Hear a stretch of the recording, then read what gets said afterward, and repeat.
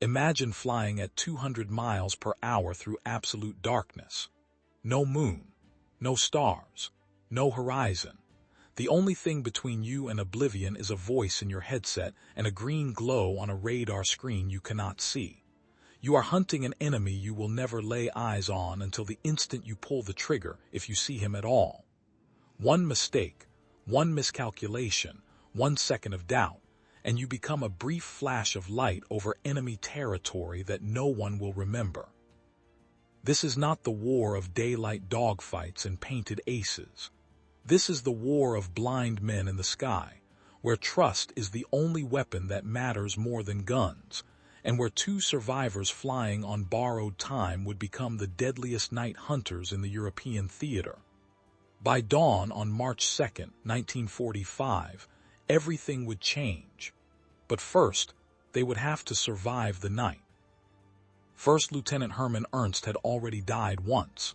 At least, that is how it felt when he stood at the edge of the smoking crater in North Carolina and looked at what remained of the training aircraft. The instructor was dead. The other student was dead.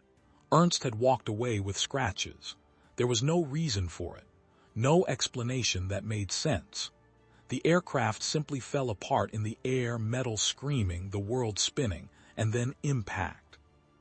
He remembered the silence afterward more than the crash itself. The way the wind moved through torn aluminum. The way his hands would not stop shaking for hours. They told him it was not his fault. They told him he was lucky. But luck is a currency that eventually runs out, and Ernst knew that survival was not the same as safety. It was debt. Time borrowed against a future that might not exist. Edward Copsell had his own ghosts. His crash came over the Pacific, an engine failure that turned a routine patrol into a death spiral. The crew chief burned. The gunner drowned when the aircraft sank. Copsell floated in the ocean for 6 hours, watching the oil slick spread across the water, waiting for rescue or sharks, whichever came first. When they pulled him onto the boat, he could not speak for 2 days. His voice came back, but the dreams did not stop. Every night, the same burning aircraft. Every night, the same faces. He learned to sleep sitting up. He learned to hate silence. And when they asked him if he wanted to transfer to a desk, he said no. The only thing worse than going back into the air was staying on the ground and knowing he had quit. When Ernst and Copsell were assigned to the same crew in the 422nd Night Fighter Squadron, neither man spoke about what had happened before. There was an understanding that came without words. They had both been passengers on aircraft that should have killed them. They had both survived when others did not. And now they were being sent into the most dangerous flying assignment in the European theater.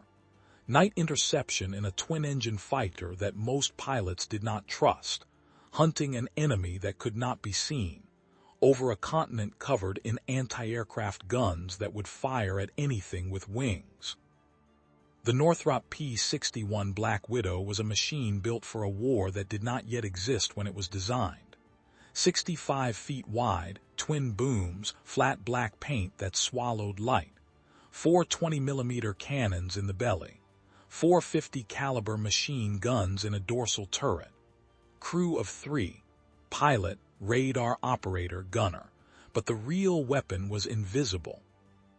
Mounted in the nose was the SCR-720 radar, a system so secret that ground crews were not allowed to touch it, so complex that only specially trained operators could interpret its green phosphorescent scope, and so essential that without it, the Black Widow was just an overweight, underpowered aircraft stumbling through the dark. Ernst sat in the cockpit. Copsell sat 10 feet behind him in a separate compartment, staring at the radar screen. They could talk through the intercom, but they could not see each other. The pilot flew the aircraft. The radar operator flew the mission. One man controlled the speed and altitude and direction. The other man controlled what they were hunting and when they would find it. It was a partnership that required absolute faith, because in the night sky over occupied Europe, there were no second chances. They named the aircraft Borrowed Time. The nose arch showed a skeleton in a flight suit holding an hourglass. No one laughed when they saw it. Every pilot in the squadron understood the joke, and every pilot knew it was not funny. The night missions began in June 1944, just after the invasion. The Allies controlled the beaches, but the Germans still controlled the night. Every evening, as the sun dropped below the horizon, enemy bombers lifted off from airfields in France and Germany, heading west to attack supply lines, troop concentrations, ammunition depots. They flew low and fast, using darkness as camouflage, knowing that British and American fighters could not find them without light. The job of the night fighter squadrons was to patrol assigned sectors, wait for ground control to vector them toward a contact, and then use radar to close the distance until visual range. Visual range at night in combat conditions was often less than 200 feet, sometimes less than 50. The enemy aircraft was a shadow, a silhouette, a darker shape against the dark. If the night fighter pilot was lucky, he saw the exhaust flames from the engines. If he was very lucky, he saw the enemy before the enemy saw him.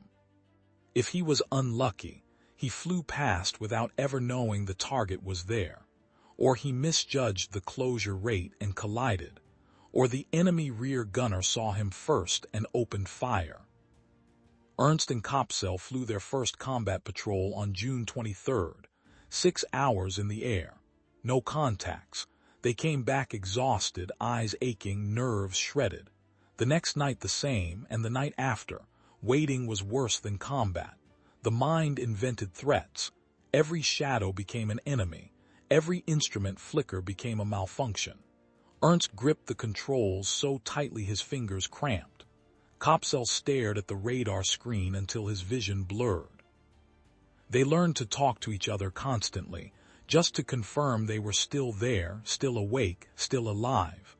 Small things: weather, altitude, fuel. The sound of another human voice became the proof that the world still existed outside the cockpit glass.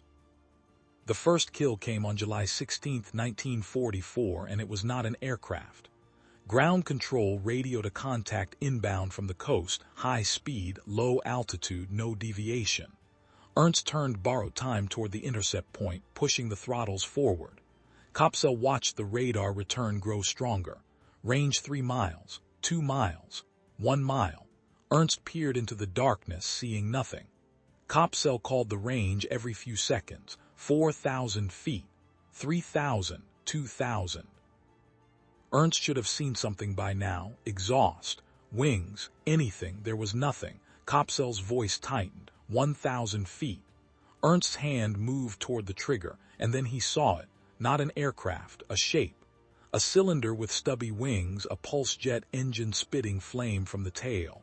A V-1 flying bomb, unmanned, unstoppable unless destroyed, already halfway to its target. Ernst dropped borrowed time into position behind the missile, matching speed. The V-1 flew straight and level, mindless, a robot loaded with 1,800 pounds of high explosive. He centered the gun sight on the fuselage and pressed the trigger. The 20mm cannons roared. Tracers reached out across the dark. Shells punched through the thin metal skin. The V-1 shuddered, veered left, nose down, and detonated against the ground in a white flash that lit the landscape for miles. Ernst pulled up, breathing hard. Copsell exhaled into the intercom. Neither man spoke for a long time. It was not a manned kill, but it was confirmation. The system worked. The radar worked. They worked. 1 month later, they found their first human target. August 12, 1944. Midnight. Borrowed time orbiting at 9,000 feet over northeastern France. Low clouds obscured the ground. No moon. Air temperature just above freezing. Ernst wore heavy gloves, but his fingers still ached from the cold. The canopy glass fogged with his breath. He wiped it clear every few minutes, knowing it made no difference because there was nothing to see anyway. Copsell hunched over the radar, adjusting gain, adjusting brightness. watching the sweep line rotate through empty sky. Then the scope flared. Contact, southeast, range 7 miles, altitude 8,000 feet, speed 160 miles per hour, ground control confirmed, hostile aircraft cleared to engage. Ernst banked borrowed time toward the target, descending slowly. Copsell talked him onto the intercept, voice calm, precise. Left 10 degrees, steady. Range 5 miles, target is turning east. Ernst adjusted, following the instructions exactly. This was the dance. The pilot trusted the radar operator completely. The radar operator trusted the pilot completely. Break that trust for even 1 second and both men died. Range 3 miles. Ernst scanned the darkness ahead. Nothing. 2 miles. Still nothing. Copsell's voice, target is level, same altitude, ahead 1 mile. Ernst eased the throttles back, slowing borrowed time to match the enemy's speed. Range 4,000 feet. 3,000, he should see the exhaust now. Where was it? 2,000 feet. Copsell said the target was directly ahead. Ernst strained forward against his harness, eyes burning. And then he saw it. Twin exhausts, faint blue flames. The shape of wings, a fuselage, Junkers Ju-88, twin-engine medium bomber, the workhorse of the German night bomber force. Ernst closed to 800 feet, moving carefully, aware that the enemy rear gunner might spot him at any moment. 600 feet. The Junkers flew straight, unaware. Ernst positioned borrowed time slightly below and behind, out of the gunner's sightline. 400 feet. Close enough. He pulled the nose up, centered the gun sight on the left engine, and fired. Cannon shells ripped into the wing root. The engine erupted in flame. The Junkers rolled hard right, trying to evade, but it was already dying. Fire spread along the wing. The aircraft nosed down, trailing burning fuel. Ernst followed, watching, needing to confirm. The Junkers went into a spin, fell through the clouds, and hit the ground somewhere east of Reims. Ernst and Copsell circled once, then turned for home. They did not celebrate. They had just killed 2 men, maybe 3. Those men had names, families, photographs in their wallets. They had been doing their jobs just like Ernst and Copsell. War made it necessary. It did not make it good. September and October brought more patrols and more frustration. Contacts were rare. The Germans were pulling back, consolidating, changing tactics. Night after night, Ernst and Copsell climbed into borrowed time, flew their sector, saw nothing, and returned. The boredom was corrosive. The constant state of readiness without release wore them down. Other crews started making mistakes, flew into hills, collided with each other. One Black Widow crashed on takeoff, killing all 3 men. Another vanished over the channel and was never found. Ernst and Copsell kept flying. They had no choice. Borrowed time had not run out yet. December 1944 changed everything. The Germans launched their final offensive in the west, smashing through the Ardennes in what would become known as the Battle of the Bulge. Suddenly, the night sky was full of enemy aircraft again.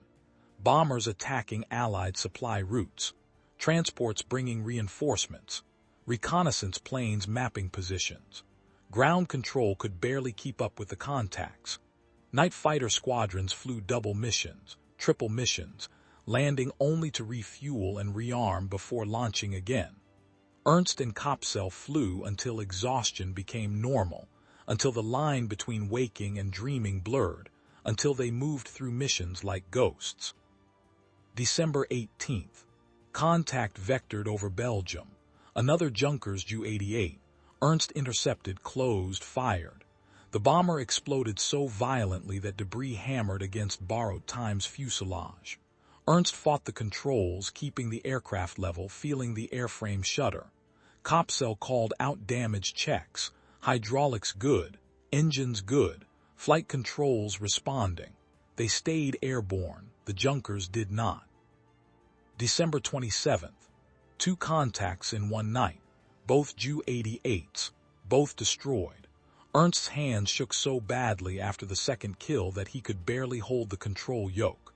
Copsell's voice had gone flat, mechanical, reciting numbers without emotion. They were past fear now. Fear required energy they no longer had. What remained was duty and inertia, and the faint hope that the war would end before their luck did. January 1945 arrived with freezing rain and ice and missions that felt like punishment. The Germans were being pushed back on every front, but they still flew at night, still dropped bombs, still killed. Ernst and Copsell hunted them. Some nights they found targets, most nights they did not. The failures accumulated, the empty patrols, the contacts that vanished before intercept, the mechanical failures that aborted missions. Borrowed time started showing its age, hydraulic leaks, electrical problems, engine roughness. The ground crews worked miracles keeping it flying, but miracles have limits. February was worse. The weather closed in. Missions were scrubbed. When they did fly, the clouds were so thick that even radar became unreliable. Ground clutter, false returns, contacts that might be enemy aircraft or might be weather or might be nothing at all. Ernst and Copsell chased ghosts through freezing fog and came back with nothing. The squadron's kill count stalled.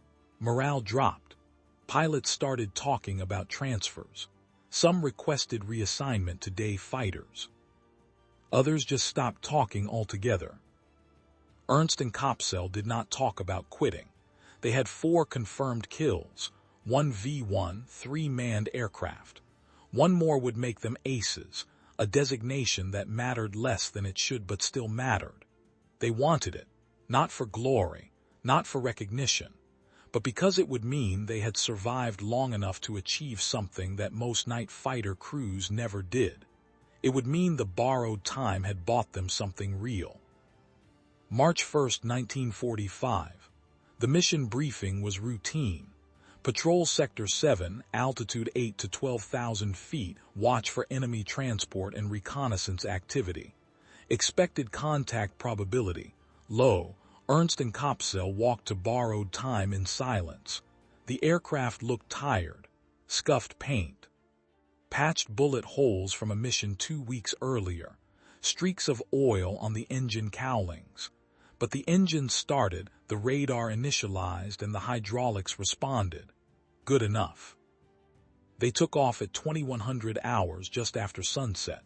The sky was clear for the first time in weeks, stars visible, a thin crescent moon low on the western horizon. Ernst climbed to 10,000 feet and began the patrol pattern, a long racetrack orbit over eastern France and western Germany. Copsell activated the radar and began scanning. The green scope glowed in the dark compartment. The sweep line rotated. Empty sky, empty sky, empty sky. 1 hour passed, then 2. Ground control remained silent. No contacts, no alerts, just the steady drone of engines and the whisper of wind over the canopy. Ernst checked fuel, still good for another 3 hours. He settled into the rhythm, small corrections to heading, small adjustments to altitude, the meditative state that came from doing the same thing for so long that thought became unnecessary. Copsell's voice crackled in the headset. Contact. Bearing 045. Range 9 miles. Altitude 11,000 feet. Ernst turned, climbed. Ground control confirmed hostile, cleared to engage. The familiar sequence began. Copsell called range and bearing.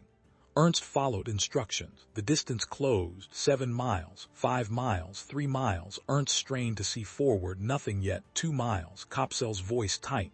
Target is maneuvering, turning south. Ernst adjusted, keeping the intercept angle. 1 mile. Range 1,500 feet. Ernst saw exhaust flames. Twin engine. Large. He closed carefully. 1,000 feet. The shape resolved. Junkers Ju-87. Stuka. Dive bomber. Obsolete on the Western Front but still used for night harassment and ground attack. Ernst positioned borrowed time below and behind, staying out of the gunner's line of sight. 800 feet. 600. The Stuka flew steady, unaware. Ernst raised the nose, centered the gun sight, and fired. Cannon shells walked up the fuselage. The Stuka's right engine exploded. The aircraft rolled inverted and fell, trailing fire. Ernst did not follow. Copsell was already calling another contact. Second target, bearing 090, range 6 miles, same altitude. Ernst turned east, adrenaline overriding exhaustion. This was unusual, 2 contacts in quick succession. Either the Germans were running multiple missions tonight or ground control had missed earlier activity. Range 4 miles. Ernst pushed the throttles forward, 3 miles. Copsell confirmed hostile, 2 miles. Ernst saw the exhaust, another twin engine, another Stuka. The Germans were using them in pairs. He repeated the approach, below and behind, slow closure, careful positioning. The second Stuka flew the same pattern as the first, predictable, almost lazy.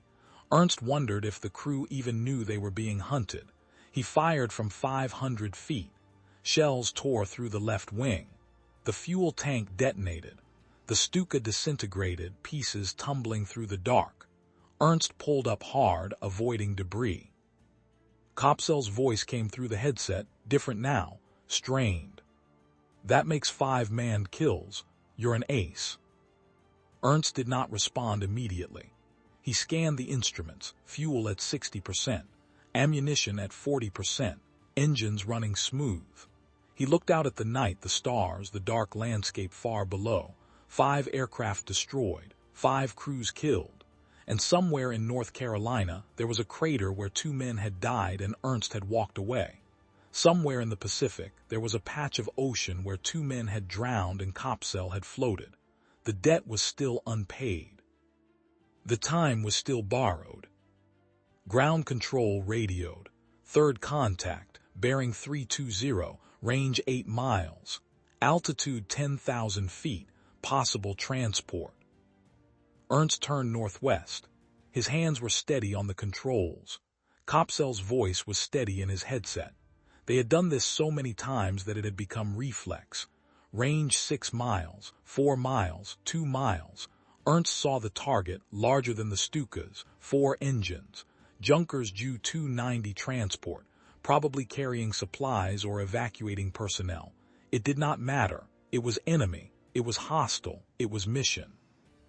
Ernst closed to intercept range. The transport started to turn, but too late. Ernst fired a long burst. The outboard engines caught fire. The transport descended in a slow spiral, losing pieces as it fell. Ernst watched until it hit the ground. Copsell marked the position and called it in. Ground control acknowledged. No further contacts. Return to base. Ernst turned borrowed time west. The fuel gauge showed just enough for the flight home. He descended slowly, lining up on the approach corridor. The airfield lights appeared on the horizon, a small constellation against the dark earth. He lowered the landing gear, extended flaps, reduced power. The runway lights grew larger. Touchdown, rollout, taxi to the hardstand. Engines shut down. Silence. Ernst and Copsell climbed out of borrowed time and stood on the tarmac. The ground crew chief approached, looked at the gun camera footage counters and whistled. 3 confirmed kills in 1 mission. The chief shook Ernst's hand, then Copsell's. Other crews gathered, asking questions, congratulating them. Ernst answered politely but felt nothing. No elation. No pride. Just the same exhaustion, the same awareness that borrowed time was still borrowed. The debriefing took an hour. Intelligence officers wanted details. Times, locations, aircraft types, altitudes, engagement sequences. Ernst recited facts. Copsell confirmed from his notes. The intelligence officers filled out forms, stamped papers, congratulated them again. Official confirmation would take days, but the victory claims looked solid. 3 kills in 1 night, bringing their total to 6 manned aircraft plus 1 V-1 flying bomb. Ace status confirmed. Ernst and Copsell were now among the highest-scoring night fighter crews in the European theater. They walked back to their quarters as dawn broke over the airfield. Neither man spoke. There was nothing to say. The war continued. The missions continued. Borrowed time would fly again tomorrow night, and the night after, and every night until the war ended or the aircraft failed or their luck finally ran out. They had survived crashes that killed their friends. They had survived months of night combat that broke other crews. They had achieved something rare and difficult, and all of it meant nothing if they did not survive the next mission. Ernst lay on his bunk and stared at the ceiling. He thought about the instructor in North Carolina, the student who had sat beside him, the way the aircraft had simply come apart in the air. He thought about the men in the Stukas, the transport crew, whether they had known what was happening in the seconds before impact. He thought about borrowed time, about debt, about the difference between surviving and deserving to survive. Copsell sat on the edge of his bunk across the room, cleaning his flight goggles with a cloth, the same motion repeated over and over. He thought about the crew chief burning, the gunner drowning, 6 hours in the ocean waiting to die. He thought about the radar scope, the green glow, the mathematics of interception that turned invisible aircraft into targets. He thought about trust, about the voice in the headset, about the fact that every mission required faith in someone he could not see, sitting 10 feet away in the same aircraft but separated by metal and darkness. The war in Europe ended 2 months later. Germany surrendered on May 8, 1945. The 422nd Night Fighter Squadron was credited with 43 confirmed aerial victories, making it the highest-scoring American night fighter unit in the European theater. First Lieutenant Herman Ernst and radar operator Edward Copsell were officially confirmed as aces with 6 manned aircraft destroyed plus 1 V-1 flying bomb. Borrowed time was eventually scrapped after the war, cut apart and sold for metal. The nose art, the skeleton holding the hourglass, was removed and kept by a ground crew member whose name was never recorded. Ernst returned to the United States, married, became a civilian pilot, and never spoke publicly about the war. When asked about his service, he would say he had been a night fighter pilot and then change the subject. The nightmares continued for years, always the same. Aircraft coming apart in darkness, falling, impact, waking. He learned to live with them. Copsell also returned home, worked as an electrical engineer, raised a family. He never flew again after the war. He would sometimes wake at night and find himself staring at the dark ceiling, imagining the sweep of a radar scope, the green glow, the mathematics of closure rates and intercept angles. The dreams eventually faded, but the memory of trust did not. Somewhere in the night sky over France, he had been blind, and another man had flown where he could not see, guided only by a voice and faith. That kind of trust does not fade. The question that haunted both men, though neither ever spoke it aloud, was simple. Why did they survive when others did not? What made them different from the instructor who died in North Carolina, the crew members who died over the Pacific, the German crews who fell burning from the sky over France? Skill played a role. Luck played a role. But in the end, survival felt less like achievement and more like accident, a series of moments where death looked away and chose someone else. Borrowed time. The name was darker than anyone realized. It was not about confidence. It was about acknowledgement. Every flight, every mission, every night in the sky was time that did not belong to them. It was time stolen from a future that had already tried to kill them and failed. And the only way to honor that time was to use it, to keep flying, to keep hunting, to keep trusting each other in the dark until the debt was paid or the loan was called in. The Black Widow night fighters were retired from service by 1950. Most were scrapped. A few survived in museums, preserved behind ropes and plexiglass, painted and polished and silent. Visitors walk past them and read the placards and see the nose art and think about courage, about heroes, about the romance of aerial combat. They do not think about the cold, the fear, the exhaustion. The weight of knowing that every decision could kill not just yourself, but the man sitting 10 feet behind you, trusting you completely. They do not think about borrowed time. Herman Ernst died in 1993. Edward Copsell died in 2001. Neither man lived to see the full historical recognition of the 422nd Night Fighter Squadron, but their names are recorded in the official records, their victories confirmed, their service documented. They were aces. They were survivors. They were two men who learned to trust each other in absolute darkness and used that trust to hunt an enemy they could not see until the instant before killing them. And they carried the weight of that for the rest of their lives, not with pride, but with the quiet awareness that survival is not the same as winning. It is just being the one still standing when the light comes back on. The night sky over Europe is peaceful now. No radar sweeps, no cannon fire, no aircraft falling in flames. The men who flew through that darkness are mostly gone, and the machines they flew are museum pieces. But the story remains.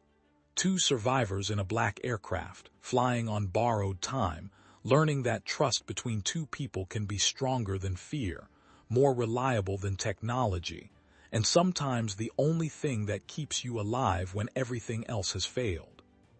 If this story touched something in you, if it made you think about trust, survival, and the cost of war, consider subscribing to this channel and leaving a like on the video. These stories deserve to be remembered, and your support helps keep them alive. And here is a question for you. If you had been in their position, flying blind through enemy skies, would you have been able to trust someone completely, knowing that one mistake by either of you meant death for both? Leave your thoughts in the comments. Thank you for listening.